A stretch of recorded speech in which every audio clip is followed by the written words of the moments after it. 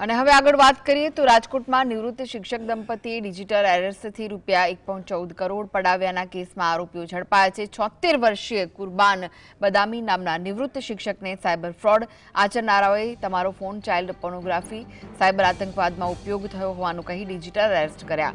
સમગ્ર તપાસ દરમિયાન હરિયાણાથી યસ બેંકના સેલ્સ ઓફિસર શુભમ રઘુવીરસિંહ સહિત 2 શખ્સોની ધરપકડ કરવામાં આવી. ફ્રોડના 1 કરોડ રૂપિયા મેળવ્યા હતા અને અત્યાર સુધી કુલ 16 આરોપીઓને પોલીસે દબોચી લીધા છે.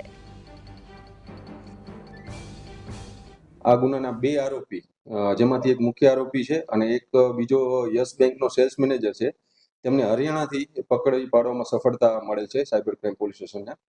આ આરોપીઓનું નામ છે શંકર સન ઓફ સોહનલાલ રાજપૂત, કે જે કરનાલનો રહેવાસી છે.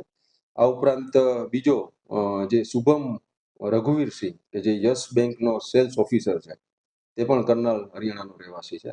હાલ આ બંને આરોપીઓને પકડીને સાયબર ક્રાઇમ પોસ્ટ દ્વારા કાયદેસરની કાર્ય માટે સોંપવામાં આવે છે.